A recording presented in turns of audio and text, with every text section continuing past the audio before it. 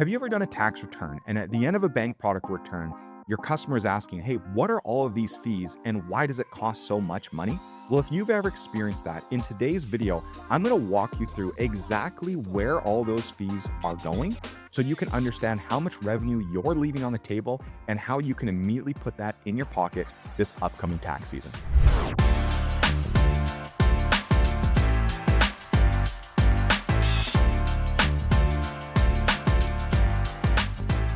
Hey, my name is Ross Farnsworth. I am the co-founder of the Service Bureau Accelerator, and to date, we've helped over 1,200 tax professionals start and launch their own successful Service Bureau business. We currently produce over 300,000 funded bank products every single tax season. And in this video here today, I want to walk you through what exactly are all of those fees at the end of a bank product return. Where is that transmitter fee going? Where is that Service Bureau fee going? And I'm going to show you with real live examples that our members have actually provided to us before they enrolled in our program, where we do this fee breakdown live with them on the phone call and show them exactly how much money they can put into their pocket just by becoming a Service Bureau. Now, before we dive into this, if you want to prepare for this video, you can actually follow along with me. What I would encourage you to do is go into your software, log into your tax preparation software, whether it's currently, if you're watching this video in the middle of the tax season, or maybe it's from previous tax seasons. Go into your software and pull up a tax return from one of your customers who used a bank product. What you're going to look for is at the very end of the bank product return, you're going to look for that fee summary page that breaks down the tax preparation fee, the banking fees, the transmitter fees, all of those line item fees that could be costing your customers hundreds of dollars that you might not be getting any of. So if you want to follow along, pause this video, go grab a screenshot of that from your software, and then hit resume. And we're going to dive into the numbers here and simplify it and explain it all out for you. Okay, so on my screen here, I've got a few examples from our customers who have sent this over to us. And so what I'm going to do here is just simply walk through these fees and break down what are all these numbers, where are they going, and what could you potentially be missing out on so that you can kind of do this yourself, look at your own software deal, look at those fees and see, am I getting any of this, or am I potentially losing on a lot of revenue that I didn't even know I was missing? So let's dive into it. So on my screen here, we've got a fee summary. And the very first things that we want to do here is we want to eliminate some of the things that we don't really have control over as a Service Bureau, areas that we don't have markups and we don't get any of the money anyway. So first off is the banking fee, right? So this is one of the service bank partners, depending on one of the brands, Santa Barbara, Refund Advantage, etc. They have their own fee here to facilitate a bank product return, to facilitate a return transfer. And so this fee goes to the banks, okay? So we don't have to count this up. We can basically scratch this off, hey, $39.95. We know that goes to the banks. That's their money. That's fine. Tax preparation fee, right? This is your money as an ERO. So this money goes to you. So we're not going to calculate this in any of the other markups or the additional dollars that you could be missing out on, because 100% of this is going to you. You're the ERO, right? Next, we have a Service Bureau fee. Now, the Service Bureau fee typically starts at zero, and whatever is added onto it is going to the Service Bureau or your software provider. So in this scenario, we've got $99 here. So I always like to mark this over on the side and track it. So we have $99 here for the Service Bureau fee, okay? This is money that is going to your Service Bureau. And if you become a Service Bureau, you would be getting all of this. Next, we have the software transmission fee and the software technology fee. Now, depending on the software, these could be split out individually on different line items. The software that we're looking at here, the technology fee, this is the base of $18, meaning like this is actually the software's fee, right? They charge $18.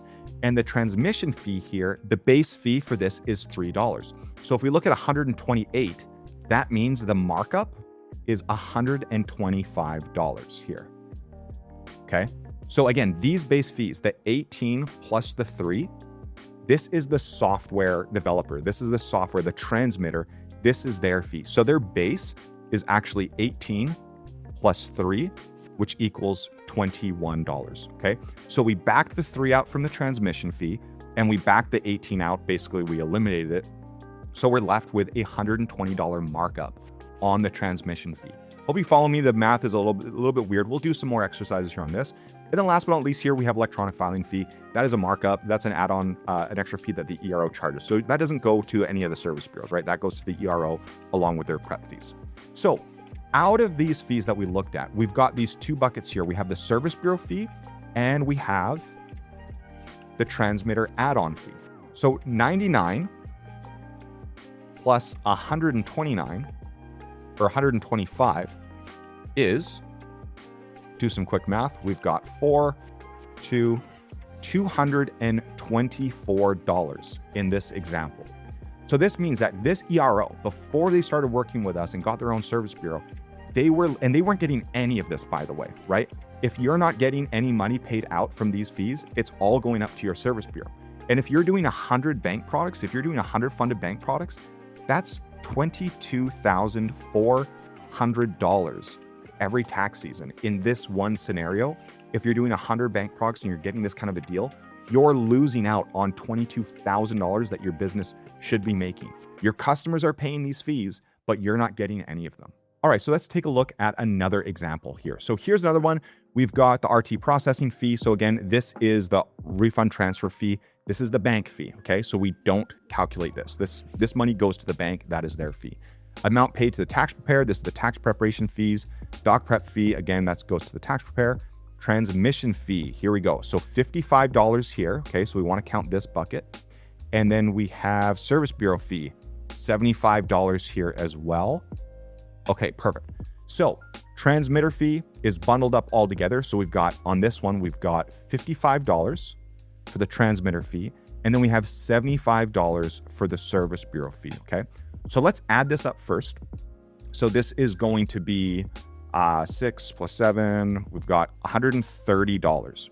Now, one thing we have to do before we start determining, hey, well, which money's left over, we have to remember that the transmitter fee, there's always a base, meaning every software company has a base transmission fee. Give you an example. For one of the softwares we sell, the base technology and transmission fee is $21. We saw it in the exercise before. Other softwares, sometimes it's $10. One of the softwares we have, the transmitter fee is only $10. So in this scenario, if we took that $10 out of it, that means we have to back those $10 out. The total markup between the service bureau fee, which starts at 0, so everything is a markup, with the transmitter fee where it's $55, but we back out the base technology and transmission fee, in this scenario, we'll say it's $10. When we back that out, we're left with $120 now. So this is now $120 in additional fees. What does that mean to you? Well, if this is your software deal and you're doing 100 bank products, that's $12,000 that you're missing out on. This is where the revenue really is for a lot of the tax industry. And there are a lot of EROs out there, maybe even yourself, depending who you are watching this video, who might be having these crazy high fees on a return. And you're wondering like, well, where are all these fees going? Well, this is always going to your service bureau. So whoever you're buying software from or whoever you got free software from, this is why we always say free software ain't always free, right? There's money on the back end that you're probably not getting. And you can get all of this just by becoming a service bureau. And so with that, if you're looking at this, you're like, how do I make this money? And is there a way that I could actually sell software to other people and make a little bit off of what they get? We don't recommend charging $120 a fee. We don't recommend, $224 per product. But if you want to grow a service bureau the right way, take a look. We've got a free training that you can register for. The link is in the description below this video. It's about 45 minutes long. We break down all the stuff. We break down what it means to be a service bureau, the revenue models, show you some success stories from our members, and we break down everything that's included in the program. So if you're looking at this and you're like, well, A, how do I put this money in my pocket? And B, how do I actually give other people better deals where I can help them put more money in their pocket and I can make a little bit off of a lot?